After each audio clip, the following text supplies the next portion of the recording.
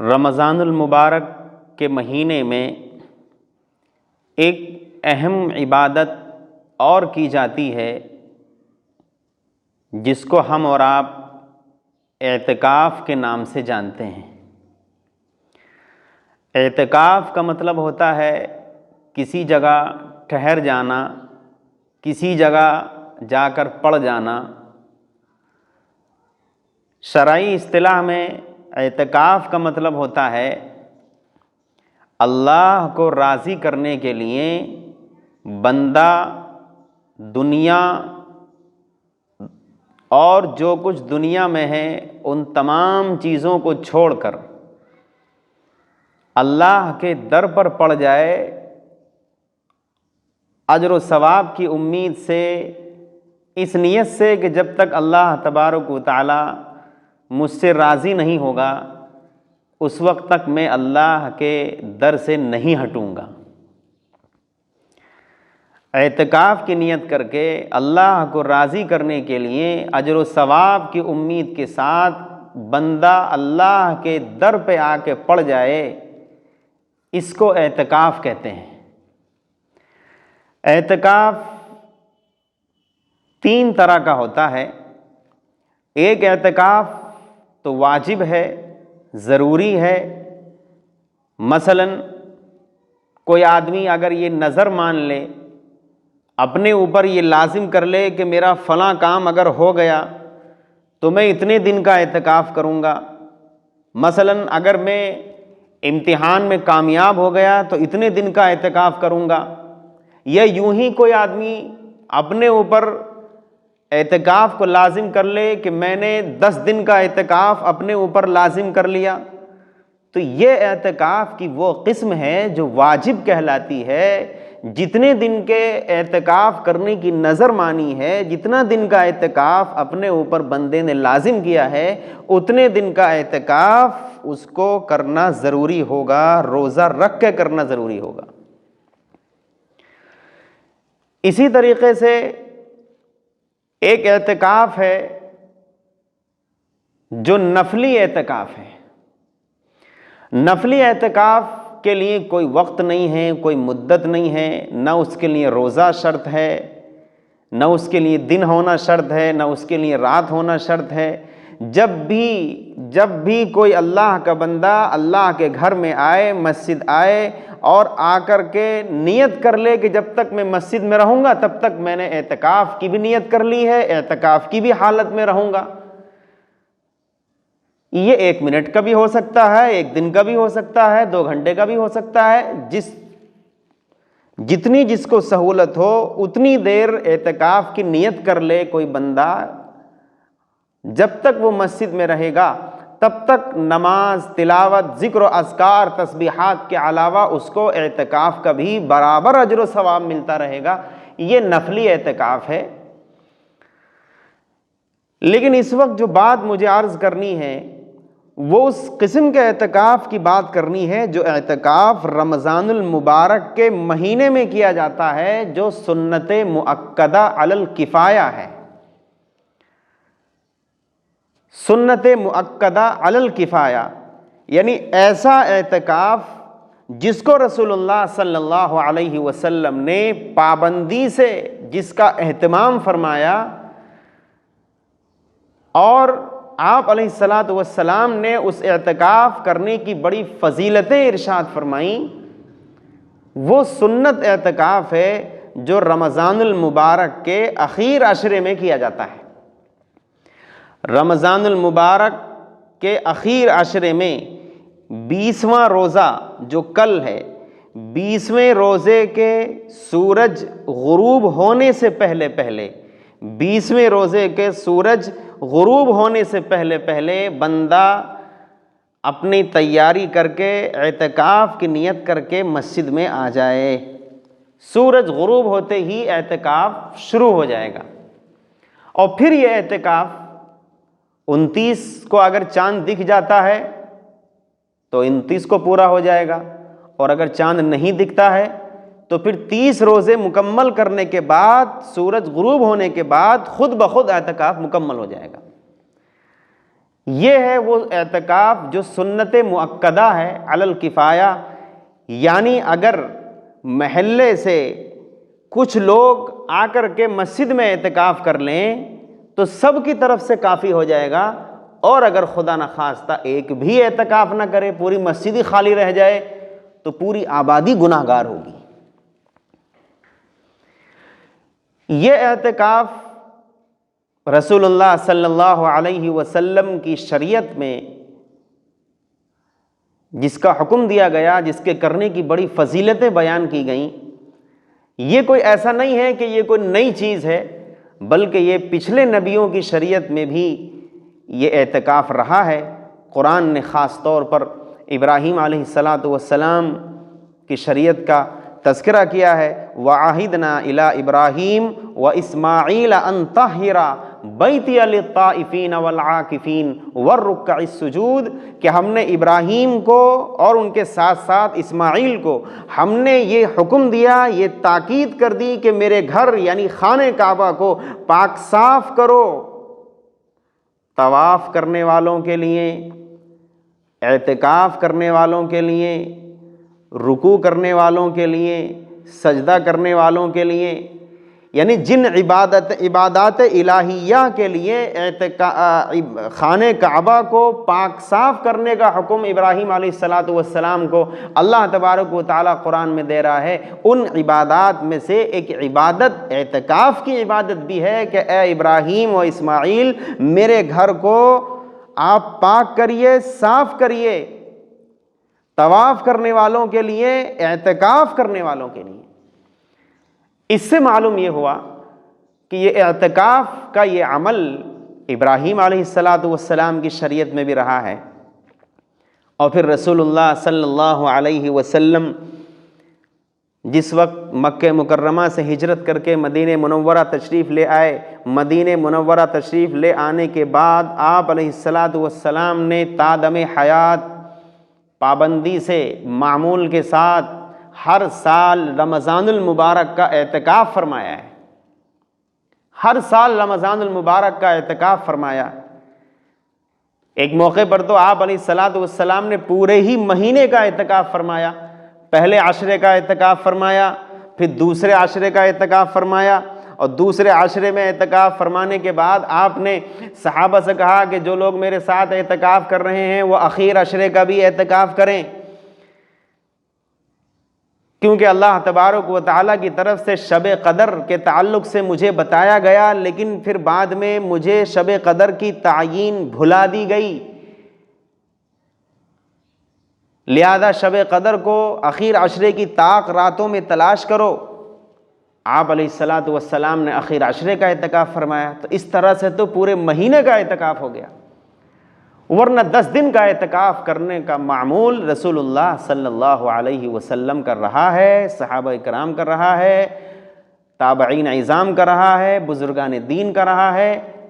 یہ وہ سنت ہے، یہ وہ عبادت ہے کہ بندہ اس عبادت میں دنیا و ما فیہا سے کٹ کر، سب سے قطع تعلق ہو کر، سب سے منہ موڑ کر، صرف اپنے رب کو راضی کرنے کے لیے مسجد کے کونے میں آ کر کے پڑ جاتا ہے کہ اللہ بس اب آپ اور میں، جب تک آپ راضی نہیں ہو جائیں گے تب تک میں یہاں سے نہیں ہٹوں گا۔ اعتکاف کرنے کے لیے سب سے افضل جگہ تو مسجد حرام ہے، اور اس کے بعد نمبر 2 پر افضل جگہ مسجد نبوی ہے، نمبر 3 پر افضل جگہ مسجد اقصیٰ ہے، اس کے بعد پھر جامع مسجد ہے جہاں بڑی جماعت ہوتی ہو، نمازیوں کی تعداد نماز میں بہت زیادہ ہوتی ہو، اور پھر اس کے بعد اپنے محلے، اپنی کالونی، اپنے علاقے کی جو مسجد ہے جو اپنے سے قریب ہے، جہاں باجماعت نماز ہوتی ہو، وہاں جا کر کے انسان اعتکاف کرے۔ عورتوں کے لیے اعتکاف بہت آسان ہے، ان کو تو مسجد بھی آنے کی ضرورت نہیں ہے، وہ اپنے گھر ہی میں رہ کر اعتکاف کر سکتی ہیں۔ گھر کے اندر جو خاص حصہ جو کونا انہوں نے نماز پڑھنے کے لیے طے کیا ہے یا اگر نہیں کیا ہے تو وہ فکس کر لیں اور وہیں پر وہ اپنے اعتکاف بھی کرتی رہیں اور اپنے گھر کی بچیوں سے دوسری مستورات سے گھر کے چھوٹے موٹے کام بھی کراتی رہیں، گھر کا کام بھی ہوتا رہے گا اور فری کی عبادت بھی ہوتی رہے گی۔ عورتوں کے لیے تو اعتکاف کرنا مردوں کے مقابلے بہت آسان ہے۔ اعتکاف ایک ایسی عبادت ہے، ایسی فضیلت ہے اس عبادت کی، حدیث میں آتا ہے من اعتکف ایمانا واحتسابا غفر له ما تقدم من ذنبہ، کہ جو شخص اجر و ثواب کی امید اور یقین کے ساتھ، ایمان کے ساتھ اعتکاف کرے، اللہ تبارک و تعالیٰ اس کے پچھلے سارے گناہ معاف فرما دیتا ہے۔ بہت بڑی فضیلت ہے۔ ایک موقع پر رسول اللہ صلی اللہ علیہ وسلم نے ارشاد فرمایا کہ کوئی شخص، کوئی بندہ اگر ایک دن کا بھی اعتکاف اللہ کو راضی کرنے کے لیے کر لے تو اللہ تبارک و تعالیٰ اس اعتکاف کرنے والے اور جہنم کے درمیان 3 خندقیں آڑ فرما دیتا ہے، اور 3 خندقیں اتنی لمبی چوڑی ہوتی ہے کہ ایک خندق کی مسافت، اس کی لمبائی چوڑائی آسمان اور زمین کی مسافت سے کہیں زیادہ ہے، اور اللہ تبارک و تعالیٰ ایسی 3 خندقیں آڑ فرما دیتا ہے جہنم اور اس بندے کے درمیان جس نے صرف ایک دن کا بھی اعتکاف اللہ کو راضی کرنے کی نیت سے کر لیا۔ اب جو بندہ ہر سال اعتکاف کرتا ہو، 10 دن کا اعتکاف کرتا ہو، اس کے لیے کیا اجر و ثواب ہوگا۔ ایک حدیث میں آپ علیہ السلام نے ارشاد فرمایا کہ جو شخص اعتکاف کرے اللہ کو راضی کرنے کے لیے، اس کے لیے 2 حج اور 2 عمروں کا ثواب اللہ تبارک و تعالیٰ لکھ دیتا ہے۔ بڑی اہم عبادت ہے، اور اس اعتکاف کی عبادت میں ایک بڑا مقصد جو حاصل ہو جاتا ہے وہ ہے شب قدر کا پایا جانا، کہ بندہ اعتکاف کی حالت میں جب رہتا ہے تو چونکہ وہ اس کا سونا، جاگنا، اٹھنا، بیٹھنا وہ تو ہر وقت اللہ کے در پہ پڑا ہوا ہے، لہذا رمضان کے اخیر عشرے کی طاق راتوں میں جس طاق رات کو بھی شب قدر ہوگی اس اعتکاف کرنے والے کو ضرور ملے گی، اور یہ اعتکاف کرنے والا اس شب قدر میں عبادت کر کے اللہ تبارک و تعالیٰ کے دربار میں اپنی عبادتوں کی وہ حاضری درج کرا دے گا جو 1000 مہینوں میں کوئی بندہ عبادت نہیں کر سکتا۔ اس لیے اعتکاف کا ایک بڑا مقصد شب قدر کو پا لینا ہے۔ اللہ کے وہ نیک بندے جن کو اللہ تبارک و تعالیٰ اعتکاف کی توفیق دیتا ہے اور وہ آ کر کے دنیا و ما فیہا سے اپنے تعلق کو توڑ کر مسجد میں آ کر کے اللہ کے در پہ پڑ جاتے ہیں، یقیناً ایسے ہی لوگوں کا حصہ ہے شب قدر کہ اللہ تبارک و تعالیٰ اپنے ان خاص بندوں کو شب قدر میں عبادت کرنے کی توفیق مرحمت فرما دیتا ہے۔ اعتکاف کی حالت میں بعض کام وہ ہیں جو عام طور پر لوگ سمجھتے ہیں کہ یہ یوں ہی ہیں، ان میں کرنے میں کوئی حرج نہیں ہے، لیکن وہ کام نہیں کرنے چاہیے۔ مثلا جو لوگ اعتکاف کرتے ہیں ایک عام معمول سا بن گیا ہے، گٹکا، بیڑی، سگریٹ، حقہ، پان مسالہ یہ سب بھی بیٹھ کے مسجد میں کھا رہے ہیں۔ یہ تو یوں بھی بغیر مسجد کے بھی ان سب چیزوں کا کھانا درست نہیں ہے، صحت کے لیے بہت ہی نقصان دہ چیزیں ہیں، اور پھر مسجد کے اندر اعتکاف کی حالت میں کوئی بندہ یہ سارے کام کرنے لگے، بالکل جائز نہیں، بالکل درست نہیں۔ آپ 10-12 دن کے لیے اپنی اس عادت کو آپ چھوڑ کر کے آئیے۔ آپ مسجد میں ہیں اعتکاف کی حالت میں تو جو کام شریعت نے جن کو کرنے کی اجازت دی ہے آپ وہ کریے۔ مثلا مسجد سے باہر جانے کے لیے شریعت نے 2 چیزوں کی بنیاد پر اجازت دی ہے، ایک تو شرعی عذر ہے، ایک فطری عذر ہے۔ شرعی عذر یہ ہے مثلا آپ جس مسجد میں اعتکاف کر رہے ہیں اس مسجد میں جمعے کی نماز اگر نہیں ہوتی ہے تو پھر آپ کو جمعے کی نماز پڑھنے کے لیے دوسری مسجد میں جانا ہوگا. یہ شرعی عذر ہے. آپ اس شرعی عذر کی بنیاد پر اعتکاف کی حالت میں ہونے کے باوجود بھی آپ جائیں گے اس مسجد سے دوسری مسجد جہاں جمعے کی نماز ہوتی ہے, وہاں نماز پڑھیں. نماز پڑھ کے فوراً اپنے اعتکاف والی مسجد میں اعتکاف کی جگہ میں آ کر کے بیٹھ جائیں. یہ تو شرعی عذر ہے, اس پر شریعت نے مسجد سے باہر جانے کی اجازت دی ہے. لیکن اگر جمعے کی نماز اسی مسجد میں ہوتی ہے جس میں آپ اعتکاف کر رہے ہیں تو پھر کوئی ضرورت نہیں ہے باہر جانے کی. اس کے علاوہ جو ایک فطری عذر ہے, انسان کا ایک طبعی عذر ہے, مثلا استنجا کرنا ہے, غسل کرنا ہے, وضو کرنا ہے, یہ اس طرح کی چیزیں, یہ ایک فطری مجبوری ہے. غسل کرنے کے لیے, استنجا وغیرہ کرنے کے لیے بندہ مسجد کے باہر جائے گا, استنجا خانے میں جائے گا, وضو کرنے کے لیے وضو خانے پہ جائے گا. جتنی دیر میں غسل ہوتا ہو, جتنی دیر میں طہارت اور پاکی حاصل ہوتی ہو, جتنی دیر میں وضو ہوتا ہو, بس اتنی ہی دیر مسجد سے باہر رہنے کی اجازت ہے. اس کے علاوہ نہیں. فوراً اپنی ضرورت پوری کر کے فوراً مسجد کے اندر اور اپنی اعتکاف کی جگہ پہ آ کر کے بیٹھ جائے. اعتکاف کی حالت میں کچھ چیزوں کا خاص خیال رکھے. پہلی چیز تو تقلیل طعام, کم کھائے. مسجد ہے, مسجد کے اندر بندہ جب رہے گا بہت زیادہ کھا لے گا. بہت زیادہ کھانے کے بعد ظاہر ہے جو نقصان ہوگا, جو پریشانیاں اور جو دشواریاں پیش آئیں گی وہ بالکل ظاہر ہیں. اس لیے کھانے کی عادت کم ڈالے, کم کھائے. دوسری چیز تقلیل کلام,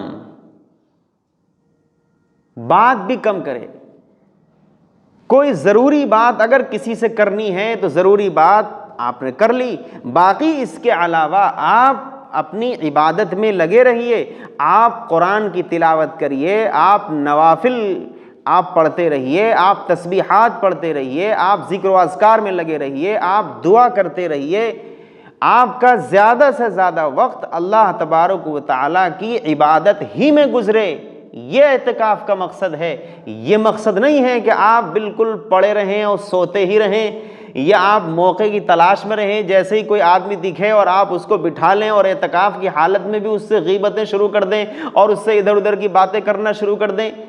ان کاموں کو کرنے کے لیے اعتکاف ہرگز نہیں ہے. مسجد میں تو یوں بھی دنیا کی باتیں کرنا درست نہیں ہے, چاہے جائے کہ بندہ اعتکاف کی حالت میں اس قسم کی باتیں کرے.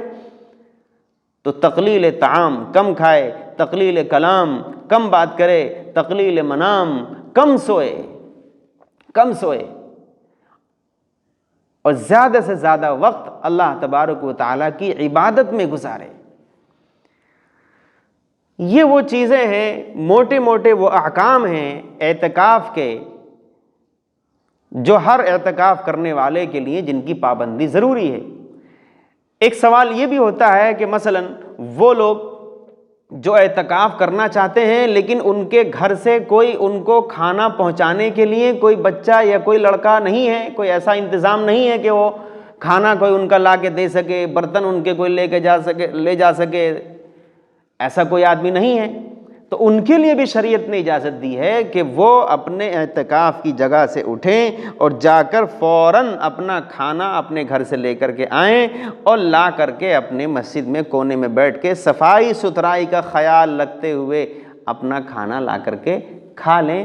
اس کی بھی شریعت نے اجازت دی ہے, اس سے اعتکاف نہیں ٹوٹتا ہے. لہذا جو لوگ یہ مجبوری بیان کرتے ہیں کہ نہیں ہم اعتکاف میں تو بیٹھ جاتے لیکن ہمارے گھر کوئی ہے نہیں, کھانا کون لا کے دے گا, سحری کون لا کے دے گا, افطار کون لا کے دے گا, تو آپ یہ مجبوری ایسی نہیں ہے جو شریعت میں جس کو مجبوری سمجھ لیا گیا. نہیں, شریعت نے اجازت دی ہے. آپ جو ہے اعتکاف میں رہتے ہوئے بھی اپنا کھانا لینے کے لیے آپ گھر جا سکتے ہیں اور فوراً وہاں سے کھانا لے کر کے بغیر رکے آپ اپنے آ کر کے مسجد میں اپنا کھانا کھا لیں. اور کھانا کھانے میں بھی صفائی ستھرائی کا بہت خاص خیال رکھیں. مسجد کے اندر کچی پیاز نہ کھائیں, لہسن کچا نہ کھائیں, کوئی ایسی بدبو والی چیز نہ کھائیں. مسجد کے اندر آپ کھانا کھا رہے ہیں تو ایسا نہ ہو کہ آپ صفوں کو گندا کر دے رہے ہیں, آپ جو ہے گندے برتن آپ کونے میں بھر دے رہے ہیں. اس قسم کی خرافات، اس قسم کی حرکتیں اعتکاف کی حالت میں ہرگز نہ کریں، ہرگز نہ کریں۔ اعتکاف کے تعلق سے خود بھی بیدار رہیں، اپنے اندر بھی ایک جذبہ پیدا کریں کہ ہم بھی اعتکاف کریں گے، اپنے گھر، اپنے محلے، اپنے پڑوس، آس پاس کے لوگوں میں باقاعدہ یہ دعوت چلائیں، یہ تحریک چلائیں کہ بھئی زیادہ سے زیادہ لوگ اعتکاف کی حالت میں بیٹھیں، اللہ کے گھر میں جا کے بیٹھیں، اعتکاف کریں، خواتین اعتکاف کریں، بچیاں اعتکاف کریں، جو گھر کی مستورات ہیں وہ اعتکاف کریں، ہر ایک کے اندر اس جذبے کو پیدا کریں۔ یہ جو ایک وبا پھیلی ہوئی ہے کہ 20 رمضان جیسے ہی آنے والا ہوتا ہے تو مسجد کے امام صاحب کو فکر ہو جاتی ہے کہ اعتکاف میں کون بیٹھے گا، چونکہ کوئی تیار ہی نہیں ہوتا ہے۔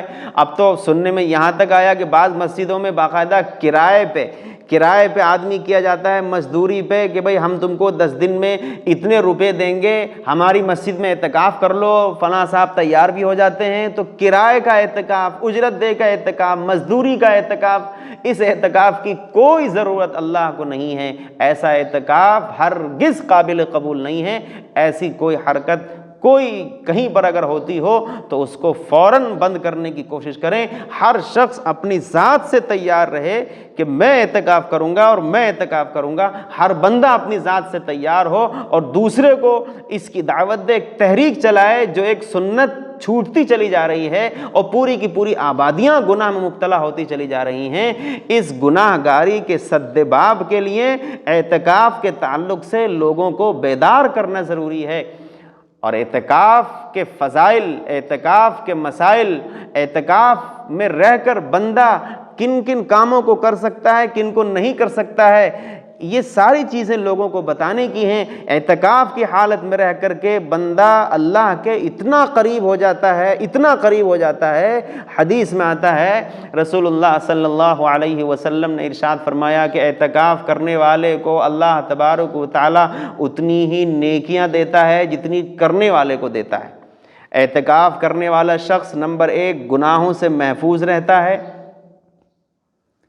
ظاہر ہے دنیا و ما فیہا سے جب وہ کٹ گیا،